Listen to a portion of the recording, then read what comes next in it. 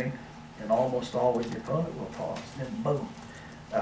If you want to give the appearance of speed in anything, have a pause first, and then it looks like whatever you're doing is faster and better. So God sometimes pauses. Now, he's paused here. He's revealed himself through nature, Job 12:7, Romans 1:18, and through his word. And the pause is for emphasis and to produce a longing, an expectation. I remember when I first got engaged, and my wife and I were engaged for a year. And I was really excited to get married. I couldn't wait, but she had to get through college, and we had some things financially to put together. And she was very young, and I was very young.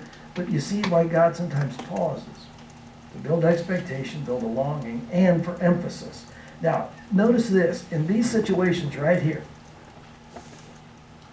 God designs or maybe allows a desperate situation, and then he provides deliverance.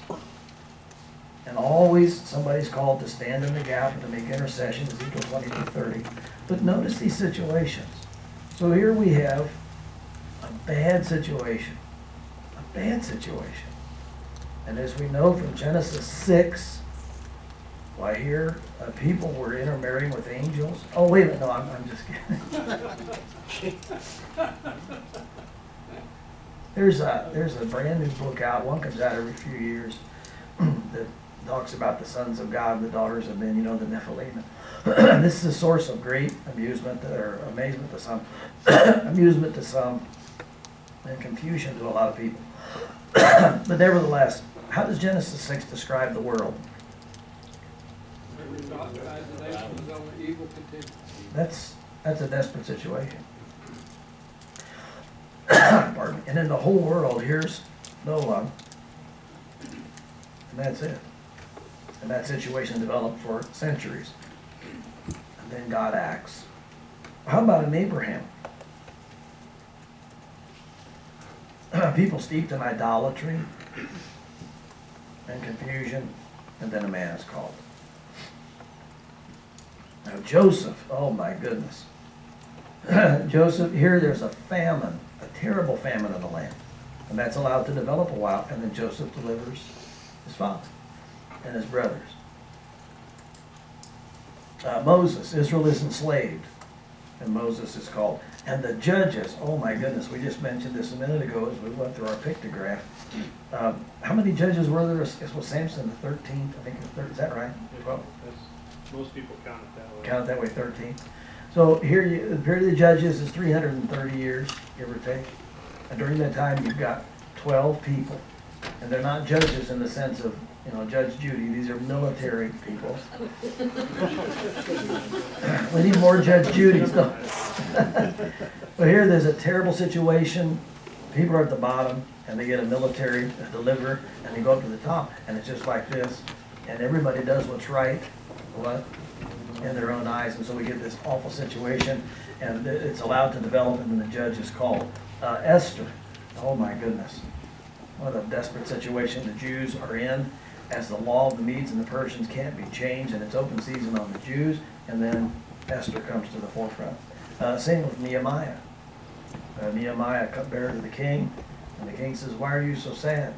Well, because, we're driven out of our homeland. There's no wall around the city. We're helpless. And then God acts. Now, make this point in your mind. You might make it in your notes as well. When the efforts of man are frustrated and seen for what they are, then God steps in. So if somebody asks you, well, why these 400 years? Well, maybe God allows the people to exhaust their resources and reduced to a desperate situation, and Malachi outlines that situation and all of these wars and awful things that we'll see, and then God steps in. And Galatians 4:4, fullness of time, God sends his son. Now that is one that's a take on this that I think is accurate. Let's get some of these historical periods.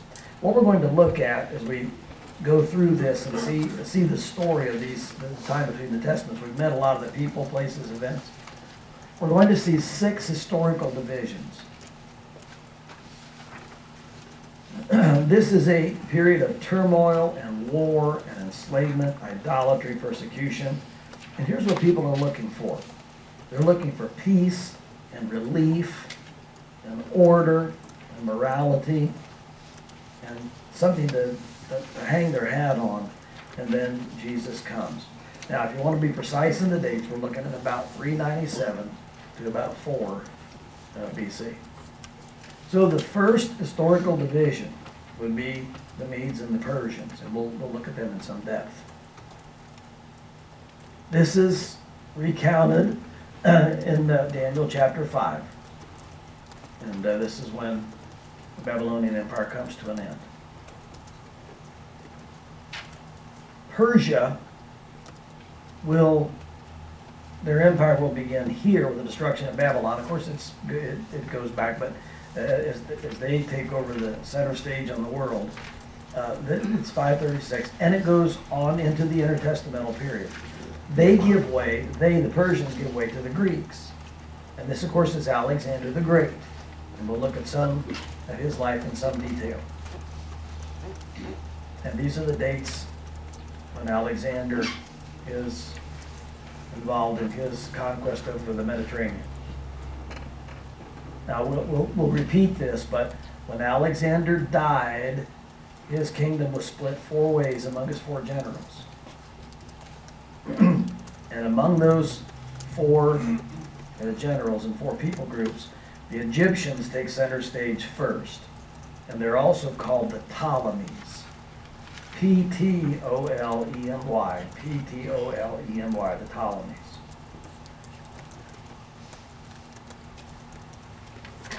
If you'll make a note that in this intertestamental period there is conflict between the Ptolemies and the Seleucids, Syrians, and the Syrians eventually went out.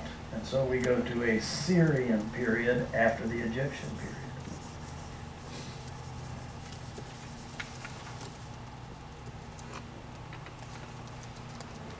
The Jews revolt, and again we're getting the big picture here, then we'll look in detail. The Jews revolted here, and for a couple of years they fought the Syrians, and they won.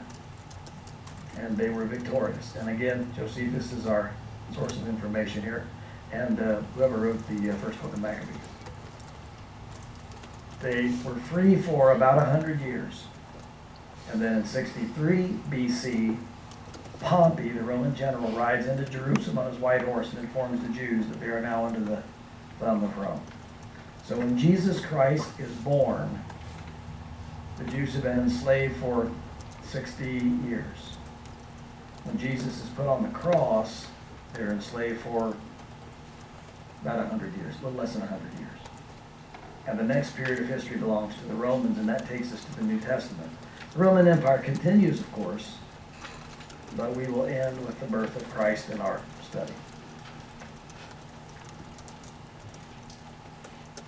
So the time between the Testaments is pretty easily divided into those 6 periods. Now, do you have in your notes, I don't think you do, I don't think I made a copy of this, maybe you won't need it, but no, I know you don't because you just told me you didn't have anything else, so we'll go through that. Let me take a minute here and switch my programs, switch my PowerPoint programs. And if you'll label the next part of your notes as we start down through these 6 historical periods, just label it the Medo-Persian Empire, the Medes and the Persians. And that's where we leave off. And that's where we'll be. And there's a picture of the Persian Empire. Oh, stay with me, folks. You're doing great. We're going to be, just think about this, in half an hour at supper time. I don't know what's harder, to talk for 7 or 8 hours or listen for 7 or 8 hours. That is hard to do. All right, let's talk about the Medes and the Persians. So here, Babylon is gone in Daniel chapter 5. And as the intertestamental period begins, as Malachi begins, on the throne are the Persians. Let's get some dates. By the way, look at the size of, we okay? Look at the size of that empire. Just look at the size of that. And here's Israel. It really is a phenomenal victory for these people. All right, so the dates for this empire would be 539 to 331.